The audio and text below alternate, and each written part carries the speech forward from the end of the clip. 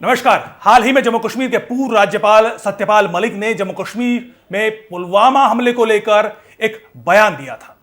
बयान के बाद जिस बात का अंदेशा था, जिसकी आशंका थी, आखिरकार वही हुआ।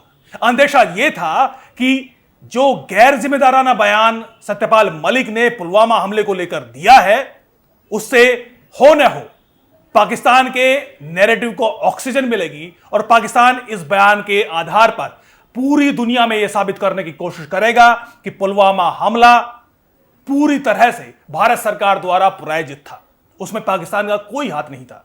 और इस नैरेटिव को स्थापित करने के लिए जिस दिन से सत्यपाल मलिक ने यह बयान दिया है, उसी दिन से ना सिर्फ भारत में पॉलिटिकल पार्टियां, जितनी भी विपक्षी पार्टियां हैं, वो इस नैरेटिव को हवा दे रही हैं, बल्कि पाकिस्तान में इसको लेकर लगातार आर्टिकल लिखे जा रहे हैं, वहां की मीडिया में इस पर प्रोग्राम्स किए जा रहे हैं और इसको कहीं ना कहीं हवा देने की, उसको जलाए रखने की लगातार कोशिश की जा रही है। इसी कड़ी में आखिरकार पाकिस्तान की आर्मी भी कूदी और पाकिस्तान की आर्मी के डीजी ISPR ने out of the blue moon, बिना किसी परिप्रेक्ष्य के, बिना किसी संदर्भ के, एक बड़ी प्रेस कॉन्फ्रेंस की। और इस प्रेस कॉन्फ्रेंस का सिर्फ एक ही मकसद था, यह बताना कि किस तरीके से पाकिस्तान की आर्मी तैयार है किसी भी इंडियन आर्मी के मनूवर से निपटने के लिए। सो कॉल्ड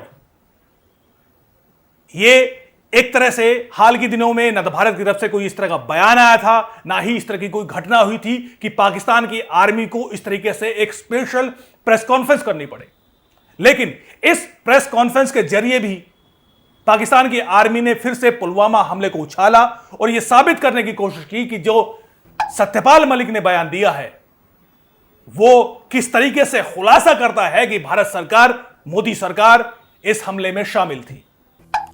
और अगर ऑपरेशनल प्रिपेयर्डनेस की आगे बात करें तो फरवरी 2019 में पुलवामा में हिंदुस्तान ने मुकम्मल मनसूबाबंदी करके, सोच समझ के, जिसके सबूत अभी उनके अपने गवर्नर सीतापाल मलिक और उनके एक्स आर्मी चीफ खुद दे रहे हैं, उन्होंने पूरी सोच समझ के मनसूबाबंदी के साथ वो आए, तो ऑपरेशनल प्रिपेयर्डनेस आर्म फोर्सेस की आपके सामने है, तारीख इसकी गवाह है।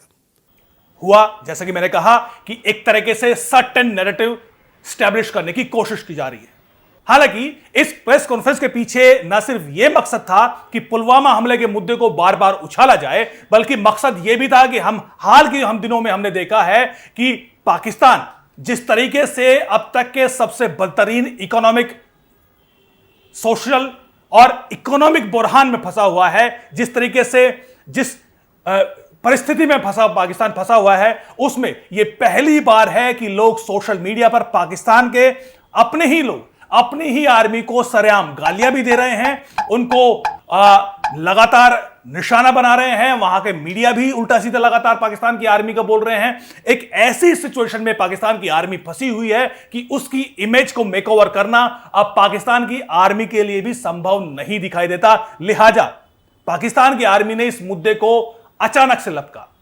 उनको लगा कि जिस तरीके से पाकिस्तान के लोग, खास तौर पर पाकिस्तान की सबसे बड़ी पॉलिटिकल पार्टी और पूर्व प्रधानमंत्री इमरान खान की पार्टी PTI के लोग पाकिस्तान की आर्मी को तनकीद का निशाना बना रहे हैं, उसको रह रह कर गालियां दे रहे हैं और हर एक तरीके से उनकी इमेज की धज्जियां उड़ा रहे हैं, उससे उस बिगड़ती हुई इमेज को संभालने के लिए पाकिस्तान की आर्मी ने इस सत्यपाल मलिक के बयान और पुलवामा हमले के इस मुद्दे को उछालने की कोशिश की।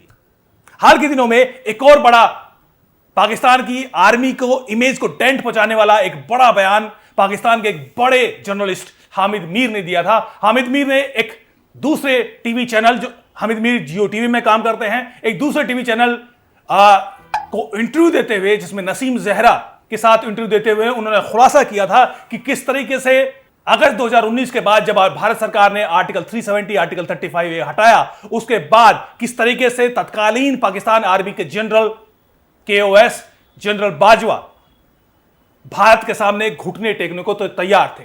बाकायदा जब पूरा पाकिस्तान में इस तरह की माहौल बना था कि किसी तरह पाकिस्तान को भारत के इस कदम का जवाब देना चाहिए, तो उस दौरान पाकिस्तान की आर्मी के चीफ किसी तरह भारत के साथ संबंध सुधारने की कोशिश में लगे थे। वो इस कोशिश में लगे थे कि किसी तरह PM मोदी को मनाया जाए, किसी तरह युद्ध को टाला जाए। और हामिद मीर ने इस बात का खुलासा करते हुए कहा कि किस तरीके से 2021 में आर्मी चीफ जनरल बाजवा ने अपने रावलपिंडी में जीएचक्यू में एक प्रेस कॉन्फ्रेंस एक 25 पत्रकारों को बुलाया था। वो प्रेस कॉन्फ्रेंस नहीं थी, लेकिन एक बंद कमरे में 25 पत्रकारों को यह समझाने की कोशिश की थी कि पाकिस्तान की आर्मी फिलहाल इतनी बदतर हालत में है कि वो लड़ने के काबिल नहीं है। And I quote, Hamid Mir ने कहा कि टैंक चलने के काबिल नहीं है, ट्रूप्स मूवमेंट करने के लिए पाकिस्तान की आर्मी के पास डीजल नहीं है, पाकिस्तान आर्मी लड़ने के काबिल नहीं है। और आर्मी चीफ जनरल बाजवा ने उस दौरान उन 25 पत्रकारों के सामने यह गुहार लगाई थी कि किसी तरह भारत के साथ शांति की सुलह हो जाने दो। हामिद मीर ने इस बात को बड़े खुले तरीके से इस इंटरव्यू में बताया है। आप सुनिए। ये वही लेक्चर था जो उन्होंने एक दफा आपके और मेरे सामने भी दिया था। याद है ना क्या लेक्चर था? टैंक चलने के काबिल नहीं है, तो आप कह रहे हैं कि मूवमेंट के लिए मेरे पास डीजल नहीं है। बेशक, ठीक है जी, इस तरह की बातें की थी ना। नॉर्मली ऐसा आर्मी चीफ के कोर्ट मार्शल होना चाहिए। और मुझे अब कहना पड़ेगा, मैं अंदर कमरे में कहती रही हूँ, बट मुझे कहना पड़ेगा कि इस तरह नहीं होता। 20-25 सहाफियों को सामने बिठा के आप उनको कह रहे हैं कि पाकिस्तान आर्मी लड़ने के काबिल। इसका मतलब आप दुनिया को बता रहे हैं 25 सहाफी, फिर 25 सहाफियों के पास तो बात नहीं रहती इन द वर्ल्ड। उस वक्त भी हमें यकीन था, जब वो ये कह रहे थे तो मुझे उस वक्त भी यकीन था ये गलत कह रहा है, और आपने उसको कन्फ्रंट भी किया था, बल्कि आपका तो मुंह लाल हो गया था, इतने गुस्से में आ गई थी। ठीक है, ये जीएचक्यू वाली बात है, मुझे याद है ऑडिटोरियम में, कर रहा नहीं एडिटोरियम की बात, ऑडिटोरियम जहां पे वो कोर कमांडर्स कॉन्फ्रेंस होती है, वहां बैठ के आर्मी चीफ हमें एक कहानी सुना रहा है कि जी फौज इंडिया से लड़ने के काबिल नहीं, लिहाजा हम सुलह कर लें। यानी ये शायद पिछले 75 सालों में ये पहली बार है कि पाकिस्तान का हर तबका, चाहे वो पॉलिटिशियंस हो, जिसमें मैंने कहा कि इमरान खान से लेकर पीटीआई से लेकर और पीएमएलएन और जो पीपीपी हैं, वो तो पहले ही गालियां देते रहे हैं। हर एक पॉलिटिकल पार्टी आर्मी को खुलकर गालियां दे रही हैं। सोशल मीडिया पर अगर आप जाएं तो आपको पता चलेगा कि किस तरीके से पाकिस्तान की आर्मी की धज्जियां दिन रात उड़ाई जा रही है। पाकिस्तान की आर्मी के रिटायर्ड ऑफिसर्स बाकायदा सोशल मीडिया पर प्रोग्राम्स कर रहे हैं पाकिस्तान की आर्मी के खिलाफ। और अब जिस तरीके से हामिद मीर ने इतना बड़ा खुलासा किया है कि पाकिस्तान की आर्मी की हालत भी उसी तरीके से है जिस तरीके से आजकल पाकिस्तान की इकोनॉमी की हालत है। स्पष्ट है, वो स्पष्ट तौर पर कह रहे हैं कि टैंक चलने के काबिल नहीं है, डीजल तक के पैसे नहीं है। ऐसे में अपनी इमेज का मेकओवर करने के लिए एक ऑक्सीजन का काम किया है सत्यपाल मलिक के इस बयान ने। अब आप सोचिए कि जब इस तरीके से गैर जिम्मेदाराना बयान भारत में पॉलिटिकल नेता अपने पॉलिटिक्स के लिए देते हैं तो उसके क्या उनका असर होता है, उनका इंपैक्ट होता है, यह भी समझना जरूरी है। जम्मू कश्मीर के मामले में इस तरह के बयान सिर्फ लोकल पॉलिटिक्स तक महदूद नहीं रहते, उनका एक इंटरनेशनल इंपैक्ट होता है। बहरहाल इतना सब हो जाने के बावजूद भी यह तय है कि पाकिस्तान अभी भी जम्मू कश्मीर में आतंकवाद को बढ़ावा देने के लिए हर संभव कोशिश कर रहा है। हाल ही में एनआईए ने यह खुलासा किया था कि अब जम्मू कश्मीर में जो आतंकी संगठन सक्रिय है, 13 आतंकी संगठन ऐसे हैं जिनकी सीधी कमान पाकिस्तान में बैठे हिजबुल मुजाहिदीन के चीफ सैयद सलाउद्दीन कर रहे हैं।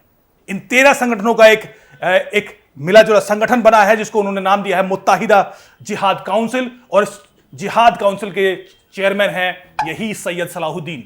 सैयद सलाहुद्दीन आप जानते हैं कि एक जमाने में जम्मू कश्मीर के ही निवासी हुआ करते थे। 1993 में वो जम्मू कश्मीर से भागकर पाकिस्तान चले गए थे और वहां से ही वो जम्मू कश्मीर विरोधी, जम्मू कश्मीर में आतंकवाद को बढ़ावा देने के लिए हर संभव कोशिश कर रहे हैं, पाकिस्तान में बैठकर आतंकी संगठनों को चला रहे हैं। हालांकि एनआईए ने एक बड़ी कार्रवाई हाल ही में की थी, जो यहां पर सैयद सलाउद्दीन के 2 बेटे तिहाड़ जेल में बंद है, शाहिद यूसुफ, सैयद अहमद शकील। उन दोनों की 2 बड़ी प्रॉपर्टीज को एनआईए ने अटैच किया था। इनमें एक प्रॉपर्टी बड़गांव में सोईबाग एरिया में थी, दूसरी श्रीनगर के रामबाग इलाके में। यहां पर इनकी जो प्रॉपर्टी थी उनको अटैच किया गया है, उनकी कुर्की की गई है। और ये केस, ये दोनों बेटे हैं, ये भी आतंक के साथ यहां बढ़ावा देने के केस में तिहाड़ जेल में बंद है। 2011 का केस है जिसमें एनआईए ने की चार्जशीट कहती है कि ये दोनों बेटे यहां पर अलग अलग संगठनों के जरिए, हवाला के जरिए आतंकी संगठनों के लिए, जो सक्रिय आतंकी संगठन है उनके लिए पैसा इकट्ठा किया करते थे और हर तरीके से सक्रिय थे। यानी एनआईए लगातार कोशिश कर रही है कि किसी तरह सैयद सलाउद्दीन के नेटवर्क पर किस तरीके से शिकंजा कसा जाए। उसी कड़ी में ये एक बड़ी कार्रवाई हाल ही के दिनों में पिछले हफ्ते हुई है और हमने देखा है कि अब 24 मई को जम्मू कश्मीर में, जैसे कि मैंने पहले भी बताया है, कि G20 का एक बड़ा इवेंट होने वाला है जिसमें टूरिज्म से जुड़े हुए प्रतिनिधि, G20 देशों के प्रतिनिधि एक साथ श्रीनगर में इकट्ठा होंगे, बातचीत होगी। अपने आप में एक बड़ा ऐतिहासिक इवेंट होने वाला है। और उसके बाद हम जानते हैं कि सितंबर महीने में नई दिल्ली में G20 देशों का, जिसमें तमाम G20 देशों के राष्ट्राध्यक्ष एक साथ होंगे। यह मौका है जब पूरी दुनिया का मीडिया यहां पर उपस्थित होगा। उसमें पाकिस्तान इस स्थिति का फायदा उठाने की कोशिश में लगा हुआ है। किसी तरह जम्मू कश्मीर के मसले को उछाला जाए, उबाला जाए, आतंकवाद को बढ़ावा दिया जाए, एक कोशिश की जाए कि किसी तरह जम्मू कश्मीर के मुद्दे को ज्वलंत रखा जाए। और उसको ज्वलंत रखने में विडंबना यह है कि हमारे ही देश के चंद राजनीतिज्ञ इसमें ऑक्सीजन देने का काम करते हैं, उनको ईंधन देने का काम करते हैं। इसमें बड़ा काम हाल ही में सत्यपाल मलिक ने किया है। उनकी राजनीति सही हो सकती है, उनके आरोप, उनकी जांच हो सकती है, लेकिन वो गैर जिम्मेदार जरूर थे, क्योंकि अगर वो इतने ही इनको लेकर गंभीर थे तो उसके बावजूद भी वो सत्ता की मलाई क्यों खाते रहे? जवाब आप भी जानते हैं। नमस्कार।